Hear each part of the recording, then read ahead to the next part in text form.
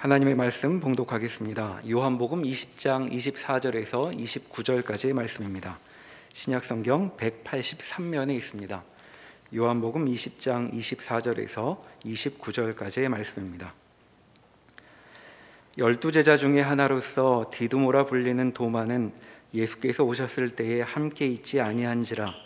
다른 제자들이 그에게 이르되 우리가 주를 보았노라 하니 도마가 이르되 내가 그의 손에 못자국을 보며 내 손가락을 그 못자국에 넣으며 내 손을 그 옆구리에 넣어보지 않고는 믿지 아니하겠노라 하니라.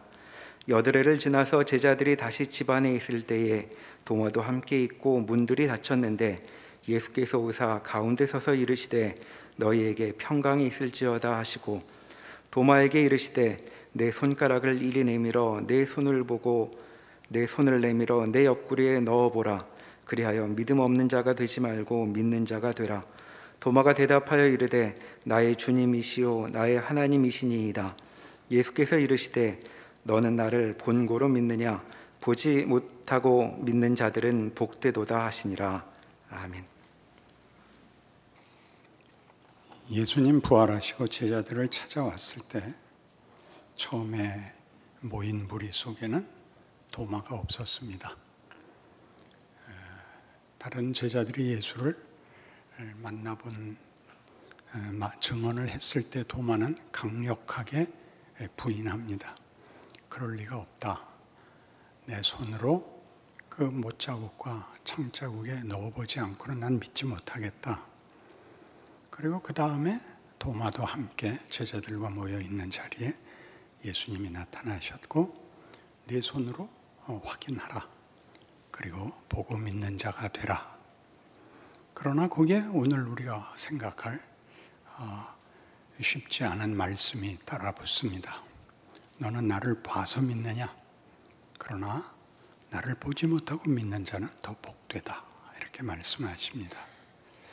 사실 우리가 가지고 있는 신앙상의 이해에서는 예수를 만나는 것보다 더 큰 복과 확인은 없을 것입니다.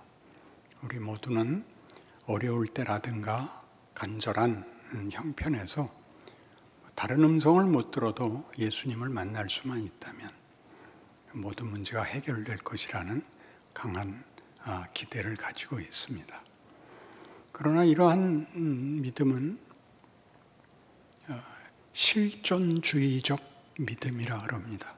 그것이 잘못된 것이라서 하는 얘기가 아니라 이 믿음은 인격 대 인격의 만남을 표현한 것입니다.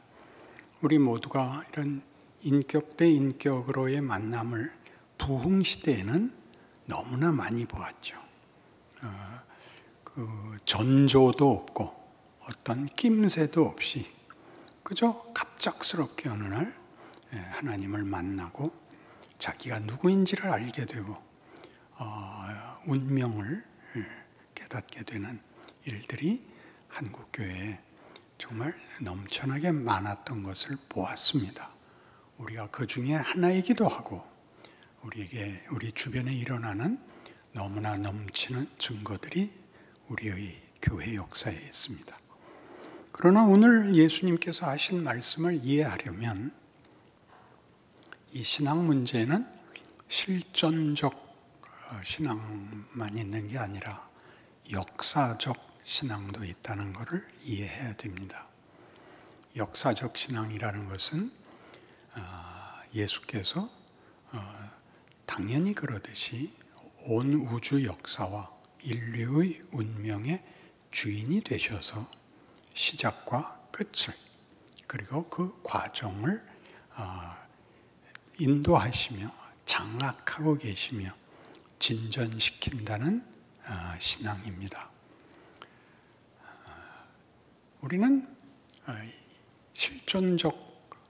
실존주의적 그런 게 더 적합하겠습니다만 그런 신앙에 더 많이 경험을 갖고 있기 때문에 우리의 신앙은 보통 초월적입니다. 이때 초월적이라는 것은 자연을 넘어서는 초월을 말할 뿐만 아니라 시간과 공간의 초월, 특별히 시간이 초월된 초월적 생각을 하게 됩니다.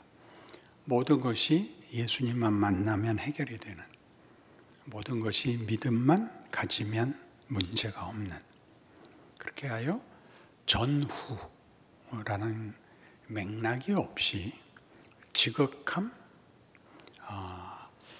굳센 믿음, 간절함 같은 것들이 이제 사용되는 신앙의 특징입니다. 그러나 오늘 예수님께서 얘기하시는 것은 그것과 다르게 이제 부활하신 주님을 만난다는 것은 대단한 일 아닙니까? 게다가 처음 만나는 것도 아니고 살아생전에 공생애를 함께한 제자가 그 공생애와 죽으심과 그 허탈, 기대와 허탈 속에 있다가 부활하신 예수를 만났으니 그 감격은 이루 말할 수 없을 것인데, 예수님은 이같이 보지 못하고 믿는 자가 더 복되다가 된 것입니다. 그러니 역사적 예수를 믿는 신앙이라는 것은 이런 것이죠. 우리가 보통 가지고 있는 모든 인류의 보편적인 기본적인 세계관은 자연주의적 세계관입니다. 자연주의적 세계관이란 생로병사가 반복되는 것이죠. 우리 부모가 그렇게 살다 죽었고, 내가 살다 죽고, 우리 자식들도 살다 죽고, 그동안에 그 짧은 기회 속에 예수 믿고 어서 죽어서 천국 가고 이렇게 되어 있지. 우리 부모가 믿고 죽은 건 무엇이며, 내가 죽고 믿고 죽은 건 무엇이며, 내 자손이 이제 믿고 죽을, 이렇게 과거와 현재와 미래는 무슨 차이나 소용이 있을까? 이렇게 이제 따져 물어야 되는 것입니다.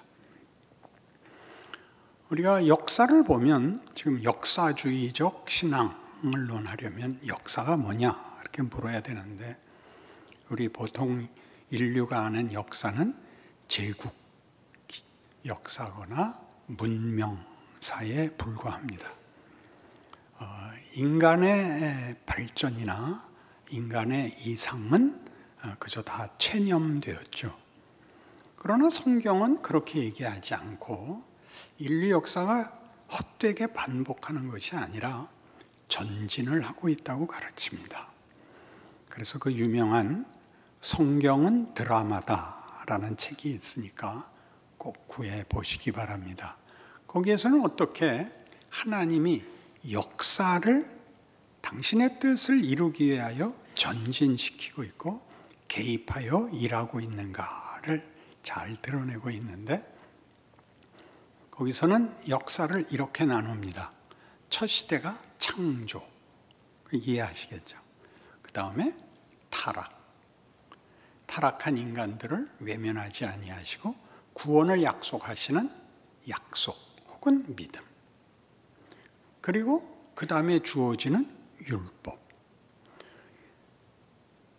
율법으로 심판과 정죄에 빠져 결국 몰락하고 전멸하고만 이스라엘로 끝나는 구약이 그걸로 끝나지 않고 예수께서 오셔서 원래 하셨던 약속을 그제야 율법으로 정죄받아 다 망한 후에 새삼스럽게 그 앞에 먼저 하셨던 약속을 성취하셔서 은혜로 말미암는 구원을 선포하시는 구원의 시대가 오고, 그리고 예수님은 그 구원을 이루시고 승천하시고 우리에게 성령과 교회를 남깁니다.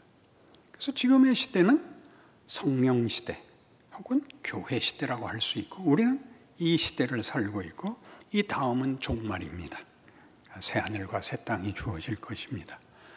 그러니까 이 시대별로 하나님이 이렇게 인류, 역사 속에서 역사 전체를 한 인류로 보자면 무슨 일이 일어났었구나, 그리고 어떻게 진전되고 있구나라는 역동성과 전진하고 있음을, 하나님이 일하고 있음을 보다시피 각 개인의 성도의 신앙생활 속에서도 이것이 한 인생 속에 반복적으로 우리를 밀어 목적으로 가고 있다는 걸 알게 됩니다.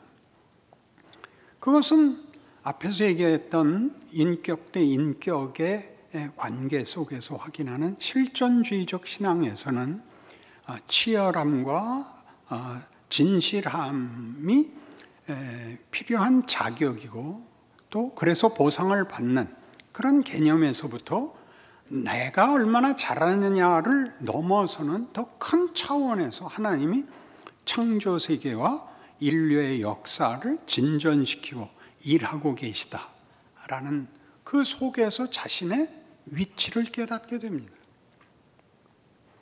그러니까 우리가 알고 있는 교회 시대와 이 성령 시대라고 할 수 있는 시대는 여태껏 있었던 그 앞섰던 이야기들, 하나의 우리가 드라마를 본다면 제1부, 제2부, 제3부 이렇게 진행이 되면서 기승전결이 있듯이 앞에서 어떤 일들이 시작이 되고 어떠한 일들이 일어나고 그래서 그게 어떻게 반전을 이루고 어떻게 절정에 이르고 그리고 모든 결론이 나는가와 같이 이렇게 진전된 속에 어떤 진전?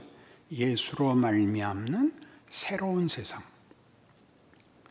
창조가 타락으로 인하여 더럽혀진 것을 하나님이 회복하겠다고 약속하신 것을 인간들이 그 회복에 걸맞는 보조를 못 맞춰 율법 아래 정죄를 받습니다. 그럼에도 불구하고 약속은 취소되지 않고 예수 안에서 완성이 됩니다. 우리는 쉽게 우리 늘 쓰던 대로 예수께서 죄와 사망의 권세를 이기시고 부활하셨다 이렇게 얘기합니다. 그래서 이런 것도 이런 역사의 흐름 속에서 이해되는 것보다 실존주의적으로 이해가 돼서 부활을 환호하고 감사하지만 또 어느 날 본인의 신앙이 침체되면 또 의심스럽고 나는 뭔가 싶고 하나님은 왜 아무 답도 안 하시는가 싶은 대로 반복적으로 돌아오는데 그건 우리 개인 사정이고 우리가 탄 배는 여기까지 와 있어서 배 자체가 빠꾸하지 않는다는 사실입니다. 그러니 여기에서 하나님은 우리에게 무엇을 더 하셨기에 나를 보고 믿은 자, 그러니까 구원에서 나를 본 자와 구원을 이루어 교회와 성령으로 약속하신 새로운 시대를 사는 자의 차이가 얼마나 다른가를 지금 말씀하고 계시는 거죠. 예수를 본 게 전부가 아니라 예수가 시작하신 새 세상을 우리는 살고 있죠. 여기를 살고 있습니다. 하나님이 일하고 있습니다. 그리고 종말이 올 것입니다. 종말은 무서운 심판보다 더 우선적으로 하나님이 그의 창조의 완성을, 승리를, 영광을 마무리 짓는 자리입니다. 기대를 가져야 되고 우리가 여기 이 자리 성령 시대를 살고 있고 교회를 시대를 살고 있다는 것을 알고 있어야 됩니다. 오죽하면 이렇게 얘기하겠습니까? 예수를 믿는다는 것, 구원에 관한 내용은 우리가 이제는 죄 아래 있지 않고 은혜 아래 있다. 로마서 6장 14절 같이 죄가 너희를 주관치 못하리니 이는 너희가 법 아래 있지 아니하고 은혜 아래 있습니다. 이게 무슨 소리입니까?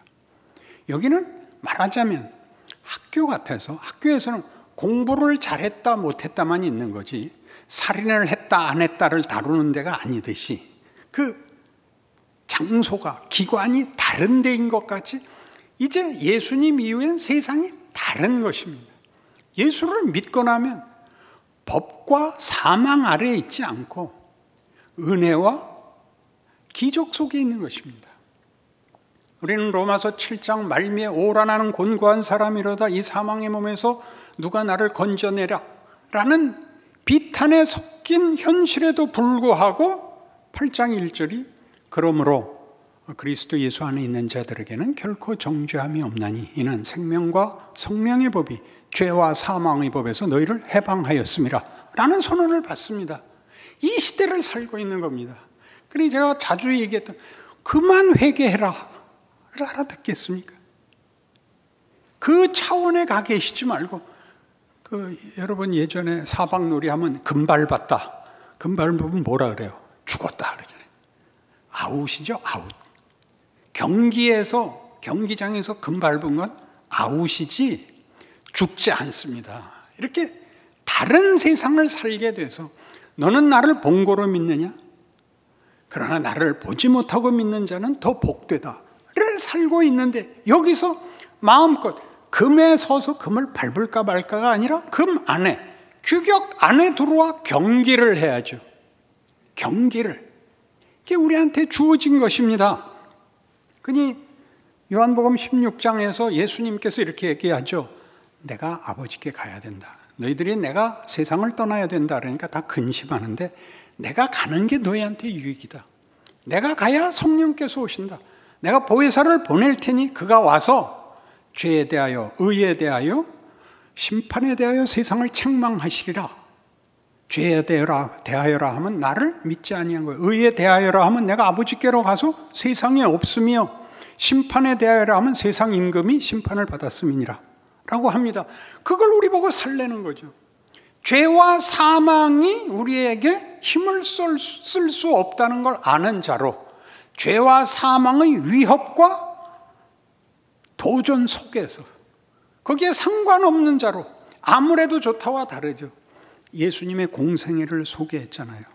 예수님이 육체 속에 들어오셔서 무한히 유한 속에 갇혀서, 그래서 구체적인 인간의 증인이 됩니다. 그는 목마르시고, 그는 배고프시고, 그는 피곤하셨습니다. 이게 이제 다른 겁니다. 우리가 이 세상에 이 교회 시대를 사는 것은 예수가 오셔서 인류를 구한 것 같이 우리가 있어서 우리 이웃이 구원을 받게 하는 일입니다. 예수님이 갈릴리 바다에서 제자들과 함께 배 타고 건너다가 피곤하셔서 주무십니다. 폭풍이 일고 제자들이 놀라서 예수님을 깨우죠. 주여, 우리가 죽게 되었습니다. 주께서 뭐라 그러십니까?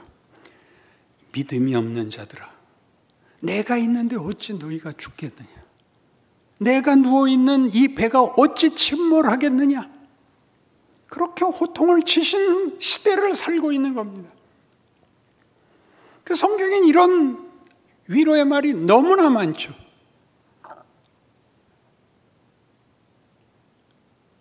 하나님을 사랑하는 자, 곧 그 뜻대로 부르심을 입은 자들에게는 모든 것이 합력하여 선을 이루느니라. 이런 약속들이죠. 그리스도 예수 안에 있는 아버지의 사랑에서 너희를 끊을 자 없느니라.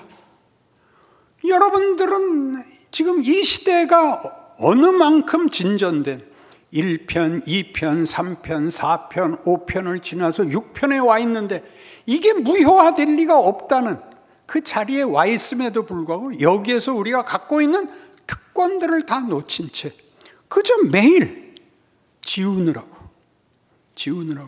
안심에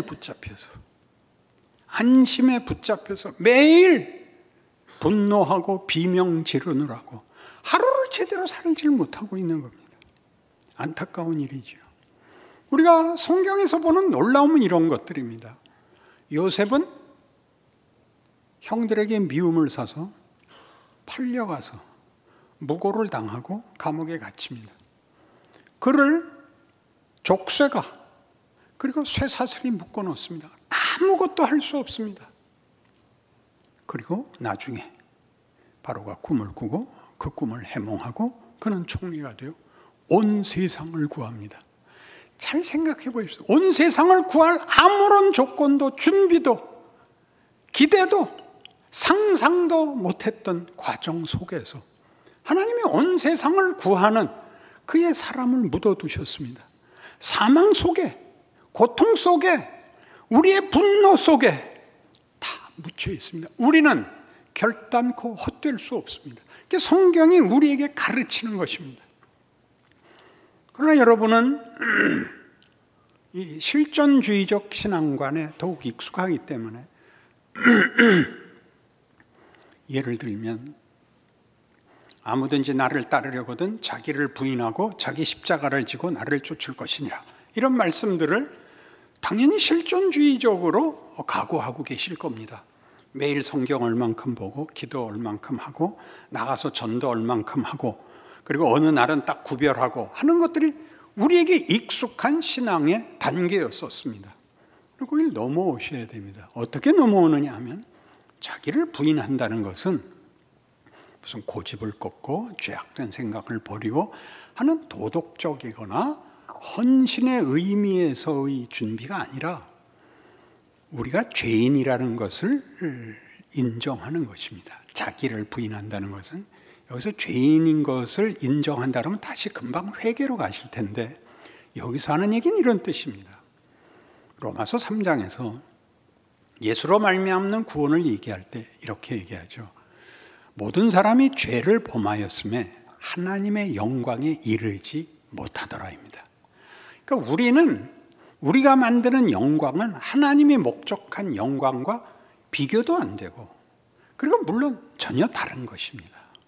그러니까 우리가 가지려는 영광, 우리가 생각하는 명예, 우리가 생각하는 행복 같은 것들은 다 행복도 아니고 그것은 보람도 없고 그건 다 무가치한 것이고 하나님만이 해 주실 수 있는 것입니다. 그걸 위해서 묶이려는 겁니다. 예수가 이 땅에 오셔서 성육신의 생활을 묶인 것까지 어디까지? 그는 오해받고 그는 채찍에 맞고 가시관을 쓰고 조롱의 대상이 됩니다. 그리고 참남한 말을 듣습니다. 네가 만일 하나님의 아들이거든 내려와 보라를 견디십니다. 자기를 부인하는 겁니다. 그러니까 여러분의 생애는 실존주의적 신앙관 속에 여러분의 소원이 가득 차서 내가 열심히 할 테니까 상응하는 보상을 주십시오. 이게 우리를 괴롭히는 겁니다. 그 다음에 뭐예요? 자기 십자가를 지고 나를 쫓으라. 십자가는 뭐라고 생각하십니까? 치열한 어떤 헌신, 희생, 순종입니다. 순종. 십자가는 순종입니다. 십자가를 지는 것이 순종입니다. 히브리서 5장 8절은 자주 인용하는 말씀입니다. 그가 아들이시라도 받으신 고난으로 순종함을 배워서 온전하게 되었다. 순종이란 뭘 의미하는 거죠? 하나님이 하라는 걸 해야 됩니다. 그게 여러분의 현실입니다. 내가 잘못한 것까지 포함해서 다 여러분 그 자리를 지키셔야 됩니다. 잘못했으면 잘하려고 노력하십시오. 그러나 잘못한 것은 잘못한 것보다 더 큰 일이 있습니다. 그 잘못이 일을 합니다. 바울은 스데반을 죽입니다. 그래서 사도가 됩니다. 그니 앞뒤가 안 맞죠. 그가 처음부터 예수님의 제자로 들어왔어야 맞는 것 아닙니까? 그러나 그는 박해하던 자입니다. 예수 믿는 자들을 잡아들이고 죽이고 돌로 쳤고 그렇게 스데반을 죽인 자가 대사도가 됩니다. 그러면 된다가 아니죠. 우리 인생과 우리 시대에 일어나는 어떤 일도 하나님의 뜻을 꺾을 수 없으며 우리에게 손해가 되지 않는다. 역사주의적 믿음을 확보해야 되는 것입니다. 성경은 이렇게 얘기합니다. 에베소서 3장에 가보십시다. 14절.